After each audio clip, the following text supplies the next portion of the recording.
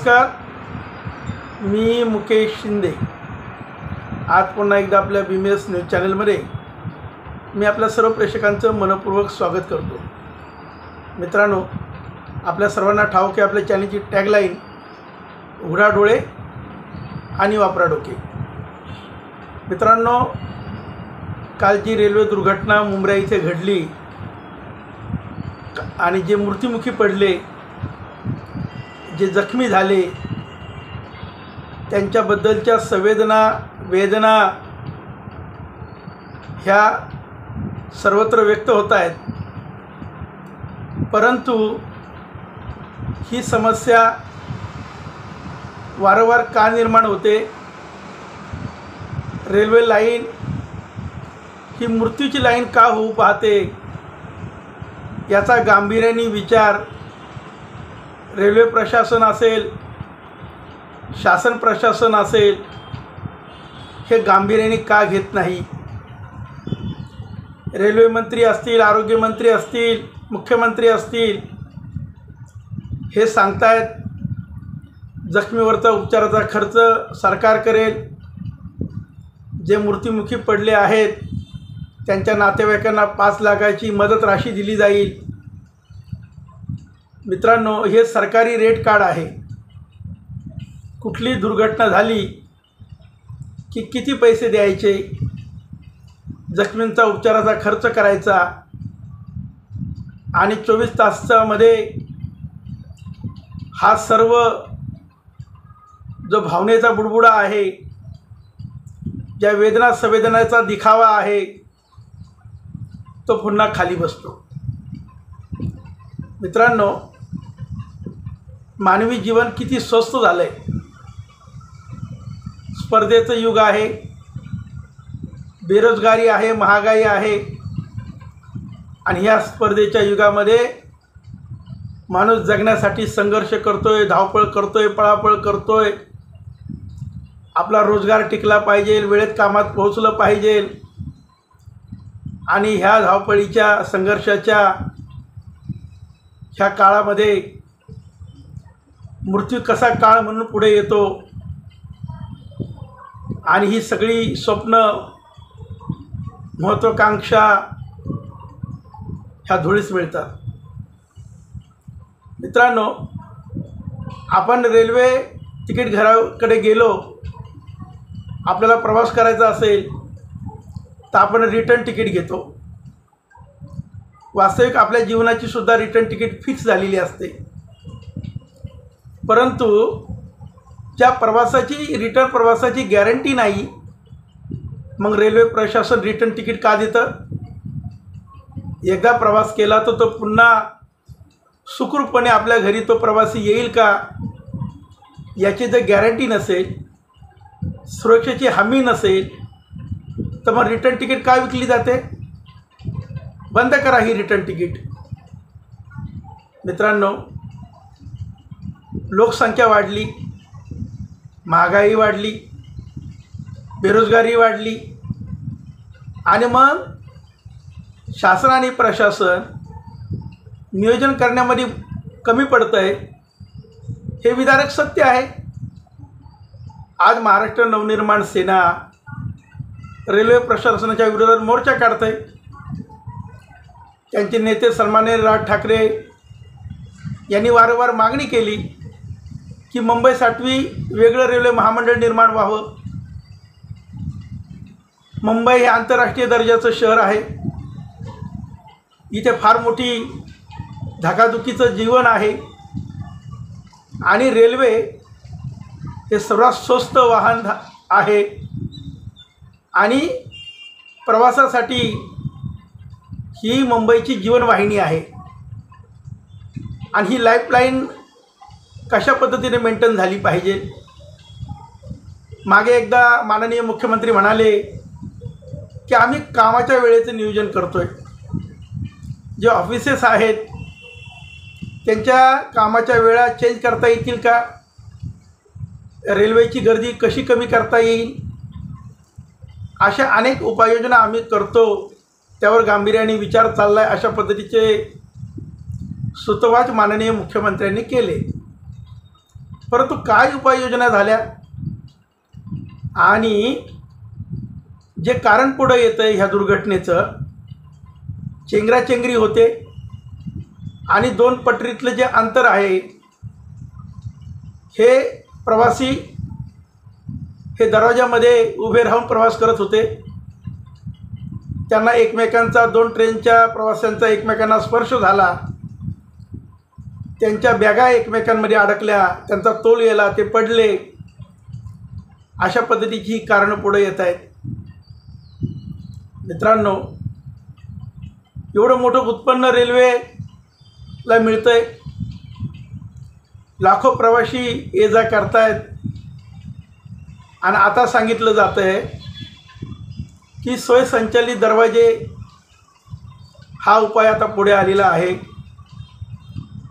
परंतु जी गुराढोरांसारखी चेंगराचेंगरी होते आणि त्या डब्यामध्ये शिरायला वेळ नसतो किंवा कशा पद्धतीने त्या ट्रेन्स अगोदरच भरून येतात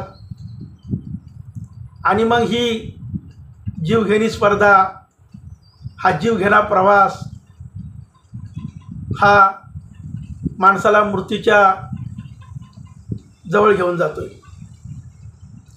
रेल्वे प्रशासन असेल आणि महाराष्ट्र शासन असेल यांनी एकत्रितपणे यावर कायमस्वरूपी उपाययोजना करणं गरजेचं आहे.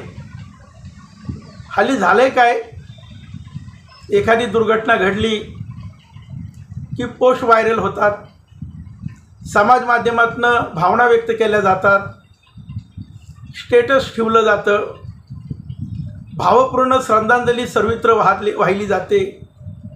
अरे पण जे भावपूर्ण श्रद्धांजली वाहतात ते उपाययोजना का करत नाहीत? ते उपाययोजना का सुचवत नाहीत? त्या उपाययोजनेवर अंमलबजावणी का होत नाही? हा माझा या ठिकाणी प्रश्न आहे. म्हणजे एखादा मृत्यू झाला आणि आपण त्या मृत्यूची 5 लाखांनी भरपाई दिली म्हणजे शासन प्रशासनाचं काम संपतं का? आणि जे रेल्वे प्रवासी संघटना आहेत हे फक्त दुर्घटना झाल्यावर जागृत होतात का? म्हणजे यांच्या संवेदना किती बोथट झालेल्या आहेत. आज हे जे भावपूर्ण श्रद्धांजली वाहणारे, स्टेटस ठेवणारे, यांना माझं सांगणं आहे, हा इव्हेंट्स नाही आहे. लोक जीवानी गेलेले आहेत आणि संवेदना प्रकट करत असताना तुम्ही पेटून उठलं पाहिजे. शासन असेल, प्रशासन असेल, रेल्वे प्रशासन असेल, प्रवासी जनता असेल, आपण या विरोधात आवाज उठवला पाहिजे. हल्ली प्रत्येकजण अन्याय सहन करतो, हे आपल्या नशिबाचे भोग आहेत असं समजतो आणि पुढे पुढे जातो. आणि मृत्यू हा एक नियमित जीवनाचा भाग आहे. ज्याचा मृत्यू झाला त्याला तोच जबाबदार आहे. अशा पद्धतीची भावना आणि धारणा या ठिकाणी मोठ्या प्रमाणामध्ये निर्माण होत आहे. हे दुर्दैव आहे मित्रांनो. आणि म्हणून जे रेल्वे प्रवासी जखमी झालेले आहेत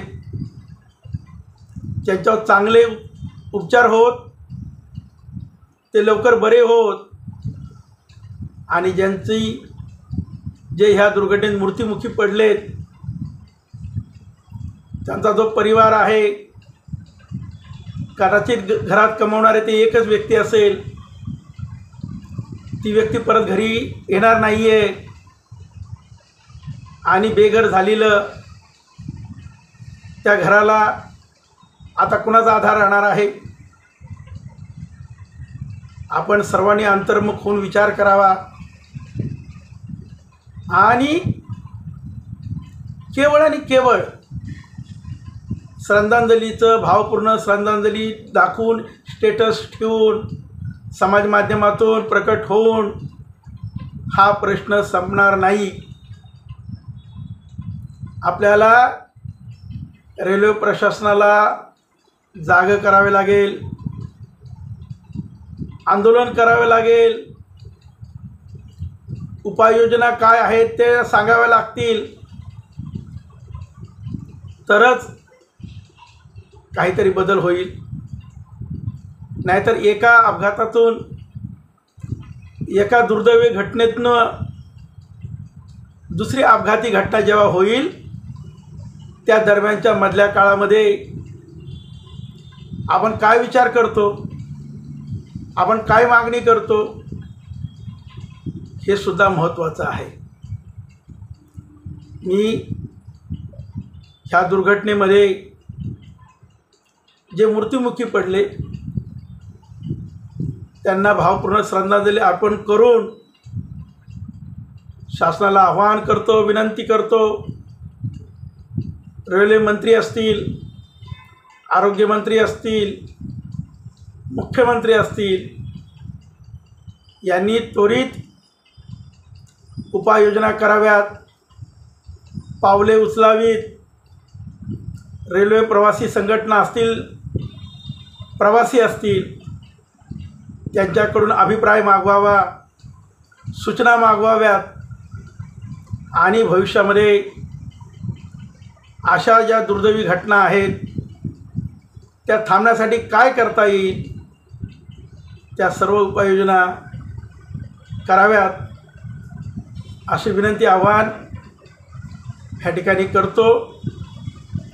आपल्या संवेदना ह्या जागृत असू द्या आणि संघर्ष जसा जीवनात आपण करत असतो तसा संघर्ष हा आपला न्याय हक्क अधिकारासाठी सुद्धा आपण सर्वांनी एकत्रितपणे सामुदायिकरित्या करणं गरजेचं आहे.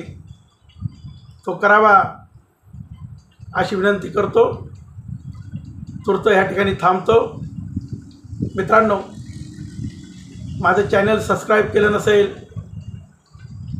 तर अशाच पद्धतीच्या जनतेच्या भावना, संवेदना मी माझ्या व्हिडिओच्या माध्यमातून प्रकट करत असतो. आपण माझं चॅनल सबस्क्राईब, शेअर करा अशी विनंती करतो. तूर्त या ठिकाणी थांबतो. जय हिंद, जय महाराष्ट्र.